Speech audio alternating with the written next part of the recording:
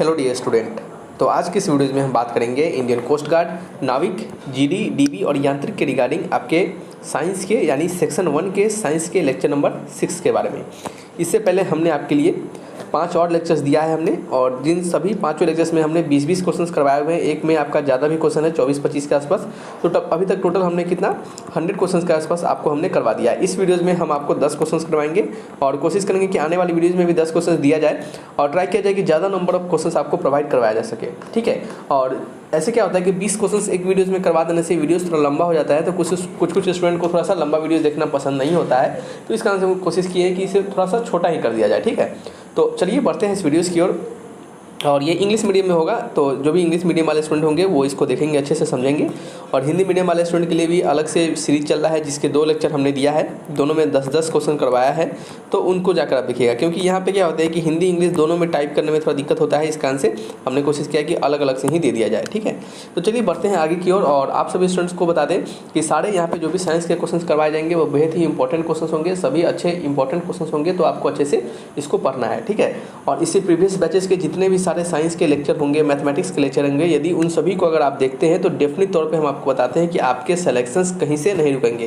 क्योंकि प्रीवियस जितने भी सारे स्टूडेंट जो भी हमारे इस वीडियोस को देखे हैं वो अभी भी हमेशा फ़ोन करते रहते हैं कि सर ये आपका साइंस का वीडियोस था, इससे हमको मदद मिला, हेल्प मिला, मैथमेटिक्स के वीडियो से हेल्प मिला। तो आप भी देखिए, डेफिनेट तौर पर आपको वहाँ से मदद मिलेगी। साइंस के लगभग अभी तक हमने आपको 700 से 800 के आसपास क्वेश्चंस अभी तक करवा दिए हैं। इससे ज़्यादा ही करवाए होंगे, इससे कम नहीं होगा। तो यदि ये सारे लेक्चर्स को, सारे क्वेश्चंस को आप पढ़ लेते हैं तो इससे ज़्यादा बाहर से कहीं क्वेश्चन से नहीं आने वाले, इसी में से घुमा फिरा के क्वेश्चन आएगा।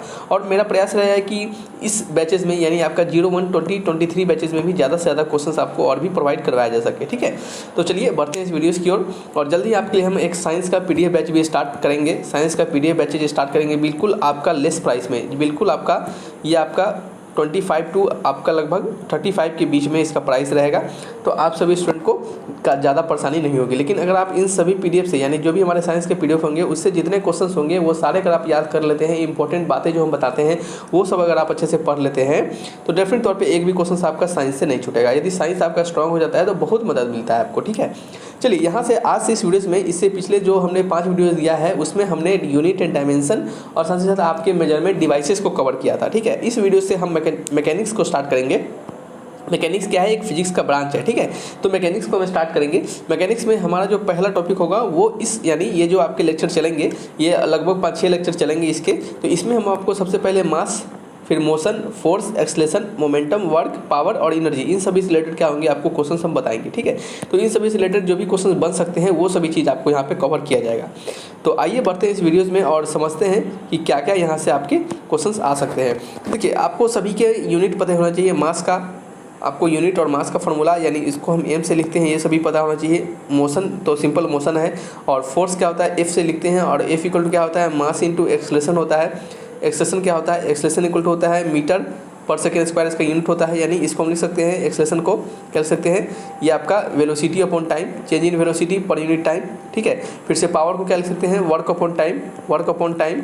और आपका एनर्जी क्या है? Energy is a form of क्या है? वर्क क्या है? फॉर्म ऑफ एनर्जी है, इसका जूल होता है। इस प्रकार से वर्क क्या है? इसको हम फोर्स इंटू डिस्प्लेसमेंट लिख सकते हैं। एनर्जी हमारे काइनेटिक एनर्जी और पोटेंशियल एनर्जी दोनों किसी मतलब अलग अलग प्रकार के भी होते हैं एनर्जी। ये आपका हीट एनर्जी भी होता है, बहुत प्रकार की एनर्जी होते हैं। फिर मोमेंटम क्या होता है आपका? मास इंटू वेलोसिटी होता है। ठीक है।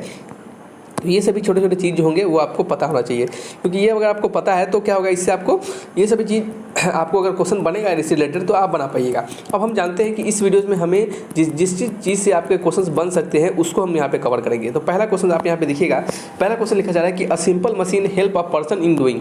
ठीक है। एक सिंपल मशीन जो होता है वो किसी पर्सन को हेल्प करता है किस चीज़ को करने में। ठीक है। ठीक है। तो बताइए इसका आंसर क्या होगा कि एक सिंपल मशीन यानी कोई भी एक सिंपल मशीन हमें किस चीज़ में वो क्या करता है? हमारा मदद करता है। जैसे कोई भी एक सिंपल मशीन से क्या हम लेस काम कर सकते हैं, या फिर the same amount of work with lesser force, यानी सेम अमाउंट ऑफ वर्क को हम कम फोर्स में कर सकते हैं, या फिर same amount of work slowly, किसी भी सेम अमाउंट ऑफ वर्क को हम स्लोली कर सकते हैं, या फिर same amount of work much faster, यानी किसी अमाउंट ऑफ वर्क को हम ज़्यादा फास्ट कर सकते हैं। तो बताइए इसका आंसर क्या होगा? तो कोई भी एक सिंपल मशीन जो होता है वो आपके सेम अमाउंट ऑफ वर्क को लेसर फोर्स में करने का हमें मदद करता है। ठीक है। यानी उसमें हमें कम फोर्स अप्लाई करना पड़ता है और वो हमारा काम क्या होता है आपका हो पाता है। ठीक है। तो इसका आंसर क्या होगा, ऑप्शन नंबर बी होगा। अब कुछ स्टूडेंट को लगेगा कि सर ऑप्शन नंबर डी भी तो है, तो देखिए डी में क्या होता है कि आपका कोई बहुत ऐसा मशीन भी है जिससे क्या हो सकता है कि हमारा किसी काम को जो है वो कम्प्लेक्स भी कर सकता है, यानी थोड़ा सा उसको ज़्यादा टाइम भी लगा सकता है। तो कभी कभी कुछ चीज़ मैनुअली भी करना ज़्यादा बेटर होता है, ठीक है। तो अब देखिए मान लीजिए पंखा का स्विच अगर हमें टिपना होगा तो हम अगर किसी रोबोट को बुलाकर थोड़ी टिपाएंगे कि हाँ चलो तुम टिप दो स्विच, तो उसमें उससे अच्छा है कि हम जल्दी से अपने किसी काम को कर लेंगे। तो ये ऑप्शन उसमें सटीक नहीं बैठेगा क्योंकि सारे मशीन के लिए अप्लाई नहीं होता है। लेकिन अगर आप देखेंगे कि जो ऑप्शन बी है इसमें क्या होता है कि किसी भी मशीन अगर बात करते हैं वो मशीन हमारा हमेशा किसी भी मैन इफर्ट से हमेशा कम ही फोर्स लेगा, ठीक है। तो इसका आंसर ऑप्शन नंबर बी हो जाता है। तो नेक्स्ट आपका क्या है, वही चीज़ यहाँ पे भी लिखा गया है, इसको पढ़ लेते हैं एक बार हम, क्योंकि आपको बता दिए कि जब भी कुछ हम आपको बताएंगे तो उससे रिलेटेड कुछ अच्छी अच्छी चीज़ को भी बताएंगे जिससे कि आपका क्वेश्चन अच्छे से अगर बनता है तो वहाँ से भी आपका आ सकता है क्वेश्चन, ठीक है। तो a simple machine help a person in doing same amount of work with lesser force. Few example of simple machine are, कोई भी सिंपल मशीन का एग्जांपल आपको दिया जा रहा है पुल्ले, ठीक है। पुल्ले आपने पढ़ा होगा, पुल्ली 12th क्लास में भी पढ़ना है आपको अगर साइंस लिए होंगे तो। लीवर, ठीक है, व्हील और स्क्रू, ठीक है। तो ये सभी क्या होता है आपके सिंपल मशीन होता है। लीवर भी इस प्रकार से होता है, इस प्रकार से डंडा होता है, यहाँ पे इस प्रकार से लगा होता है, ठीक है। तो ये सब हमारा सिंपल मशीन होता है। तो ये हमारा क्या हो गया, इसका आंसर आपको समझ में आ चुका है। नेक्स्ट क्वेश्चन क्या है हमारा, क्वेश्चन नंबर 2 है। यहाँ पे लिखा जा रहा है कि a man is standing on A sensitive balance. एक मैन जो है वो सेंसिटिव बैलेंस पे स्टैंड है। इफ़ ही इनहेल्स डीपली, यदि वो डीपली इनहेल्स करे, इनहेल करना मतलब वो लंबा सांस ले, ठीक है, डीपली यानी लंबा सांस ले, तो the reading of the balance, तो बैलेंस का रीडिंग क्या होगा, ठीक है। तो क्या होगा बताइए। तो देखिए जब व्यक्ति जो है कोई भी अगर वो किसी वेइंग मशीन पे खड़ा है, यानी ये जो आपका सेंसिटिव बैलेंस जो है, यानी सेंसिटिव बैलेंस मतलब उसका वजन मापता है, तो उस पर खड़ा है, तो अगर वो लंबा सांस लेता है तो सेंसिटिव बैलेंस हमें क्या मिलेगा, वो हमें इंक्रीजिंग मिलेगा। उसमें क्या मिलेगा, हमें इंक्रीज देखने को मिलेगा। कैसे देखिएगा, जब भी हम किसी रीडिंग बैलेंस पे जाते हैं और पर्सन कोई हमारा क्या करता है, इनहेल करता है, तो वो क्या होता है कुछ अमाउंट ऑफ वाटर को अपने अंदर रख लेता है, ठीक है। और उस अमाउंट ऑफ कुछ अमाउंट ऑफ वाटर नहीं, कुछ अमाउंट ऑफ एयर को वो अपने अंदर रख लेता है।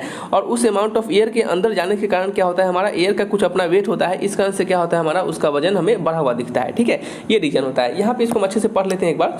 यहाँ पे लिखा जा रहा है कि on reading of the balance increases in the person inhale deeply. यदि वो कोई पर्सन अगर रीडिंग कर रहा है बैलेंस पे, अगर वो इनहेल करे डीपली, तो क्या होता है कि 1 litre of air weight about 1.225 gram. 1 litre जो एयर होता है उसका वेट 1.225 ग्राम के आसपास होता है। और यहाँ पे लिखा गया है कि a maximal 4.8 litre breath available vital capacity for male, यानी किसी भी मेल का जो वाइटल कैपेसिटी होता है, यानी मतलब उसका जो कैपेसिटी होता है इनहेल करने का, वो लगभग 4.8 लीटर के आसपास होता है ब्रेथ के दौरान। एक लंबे सांस के दौरान 4.8 लीटर एयर को क्या करता है, वो ब्रेथ कर पाता है। तो इसी के अनुसार देखिए अप्रोक्सीमेटली कि हमारा 5.88 ग्राम के आसपास हमारा वजन बढ़ जाता है, ठीक है। तो इस वजन बढ़ने के कारण लिखा जा रहा है कि inhale air will added to the mass of the man. वो जो इनहेल एयर होता है, हमने बताया था कि कुछ एयर का मास होता है, तो वही मास का एयर जो होता है वो मैन के मास से जुड़ जाता है और हमारा वेट जो होता है वो स्लाइटली अप हो जाता है, ठीक है। तो सिंपल सा ये कहानी है, आपको ये लॉजिक है, आपको पता होना चाहिए। आपको ये जो 1.225 ग्राम है, ये 5.88 ग्राम है, ये सब याद करने की जरूरत नहीं है, ठीक है।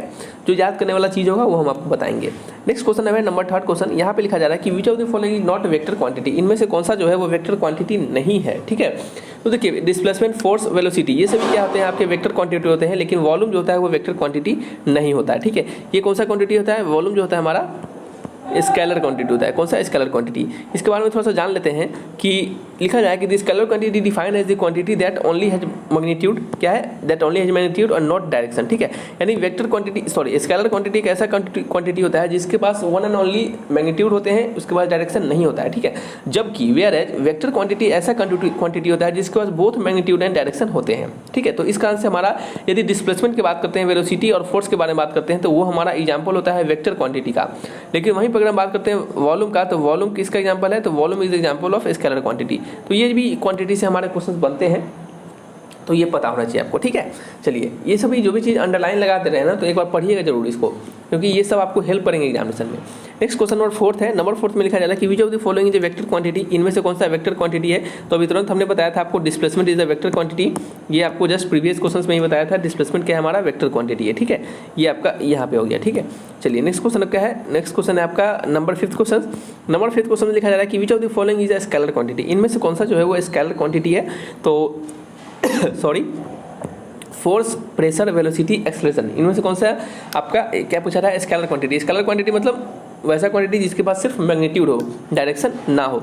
तो देखिए फोर्स हमारा वेक्टर है, वेलोसिटी हमारा वेक्टर है, एक्सेलरेशन हमारा वेक्टर है, प्रेशर जो हमारा है ये आपका स्केलर क्वांटिटी है। प्रेशर हमारा वेक्टर क्वांटिटी नहीं है, क्योंकि ऐसा नहीं होता है कि आप नॉर्थ डायरेक्शन में इतना प्रेशर लगा रहे हैं तो अगर आप साउथ डायरेक्शन से प्रेशर लगाएंगे तो हमारा प्रेशर अलग हो जाएगा, ठीक है। यानी किसी आदमी को छत पर से धकेल दीजिएगा बाएं डायरेक्शन से तो नीचे गिर जाएगा, दाएं डायरेक्शन से धकेलिएगा तो क्या पहला मान लीजिए 4 फ्लोर से धकेलिएगा उसको, तो पहला बाएं डायरेक्शन से धकेलिएगा उसको नीचे तो सबसे नीचे गिर जाएगा, और दाएं डायरेक्शन से धकेलिएगा तो दूसरे फ्लोर पर गिर के थोड़ी रह जाएगा, वो तो नीचे गिरवे करेगा तभी भी। तो सिंपल बात है। या फिर आप किसी भी मास को अगर आप धक्का दे रहे हैं तो दाहिने डायरेक्शन से धक्का दीजिए, बाएं डायरेक्शन से धक्का दीजिए, यानी लेफ्ट से धक्का दीजिए, राइट से धक्का दीजिए, साउथ से दीजिए, नॉर्थ से दीजिए, किसी भी डायरेक्शन में उसको धक्का दीजिए। आप इक्वल फोर्स से धक्का दे रहे हैं तो इक्वल प्रेशर से धक्का दे रहे हैं तो उसमें कोई डायरेक्शन का प्रभाव नहीं पड़ेगा, ठीक है, वही बात कहा जा रहा है। तो इसका आंसर प्रेशर हमारा ओनली स्केलर क्वांटिटी है, इसके बाद सिर्फ मैग्नीट्यूड है। यहाँ पे यही चीज़ लिखा गया है कि फोर्स, वेलोसिटी, एक्सेलरेशन क्या है हमारा एग्जांपल है वेक्टर क्वांटिटी का, एग्जांपल है किसके, वेक्टर क्वांटिटी का, ठीक है। और क्या है हमारा, pressure is the scalar quantity. देखिए pressure is the defined as force पर यूनिट एरिया। प्रेशर को किसी डिफाइन करते हैं, प्रेशर को हम डिफाइन करते हैं pressure equal to force upon area, ठीक है। Pressure is defined as force पर यूनिट एरिया, ठीक है। तो और फोर्स का यूनिट क्या होता है, फोर्स का यूनिट न्यूटन होता है, और एरिया का क्या होता है, मीटर स्क्वायर होता है। तो इसका यूनिट क्या हो गया, न्यूटन अपॉन मीटर स्क्वायर, और इसको हम पास्कल के नाम से भी जानते हैं, तो ये भी आपको पता होना चाहिए। और क्या है यहाँ पे, और हमारा लिखा जा रहा है कि वाइल फोर्स इज पुल और push in a specific direction, जबकि फोर्स और पुल जो होता है वो फोर्स जो होता है और पुल जो होता है वो किसी भी स्पेसिफिक डायरेक्शन में हमारा पुल लगाया हुआ होता है, ठीक है। चलिए नेक्स्ट क्वेश्चन आपका क्या है, नंबर 6 है, which of the following is a vector quantity. इनमें से कौन सा जो है वो वेक्टर क्वांटिटी है। तो हमारा जो वेक्टर क्वांटिटी है वो मोमेंटम है, ठीक है। मोमेंटम आपने पढ़ा होगा, मोमेंटम जो होता है, मोमेंटम आपको लिख देते हैं क्या होता है, क्योंकि ये सभी चीज़ पता होना चाहिए। मान लीजिए कभी कभी फॉर्मूला से भी क्वेश्चन पूछ देता है। मोमेंटम इक्वल टू क्या होता है, मास इंटू वेलोसिटी, ठीक है। प्रेशर इक्वल टू क्या होता है, force upon area. Work equal to क्या होता है, वर्क इक्वल टू होता है force into displacement. Energy equal to क्या होता है, यदि एनर्जी हमारा काइनेटिक एनर्जी रहे तो क्या होगा, हाफ ऑफ mv स्क्वायर हो जाएगा। यदि एनर्जी हमारा क्या रहे आपका, इसको कहाँ से लिख दे, चलिए यहाँ पे लिख देते हैं। यदि हमारा पोटेंशियल एनर्जी रहे तो वो क्या हो जाएगा आपका mgh हो जाएगा। mgh मतलब आपका mdh नहीं लिख दीजिएगा मसाला वाला, ये mgh है, यानी मास एक्सेलरेशन टू ग्रेविटी और उसका हाइट, ठीक है, यानी जितने हाइट पर रखा गया है, ठीक है। चलिए ये नेक्स्ट क्वेश्चन आपका क्या है, यही लिखा गया है यहाँ पे कि मोमेंटम क्या हमारा एक वेक्टर क्वांटिटी है, और क्या होता है आपका रेस्ट इज अदर ऑप्शन जो है हमारा, यानी अदर जो भी ऑप्शन है हमारे वो क्या आपके स्केलर है, ठीक है। तो वो लिखने की जरूरत नहीं है, वो याद नहीं रखना है, सिंपल है। नेक्स्ट क्वेश्चन क्या है आपका, नेक्स्ट क्वेश्चन है हमारा कि a physical quantity is represented by a ratio of, क्या लिखा है, a physical quantity is represented by a ratio of momentum and velocity of the body.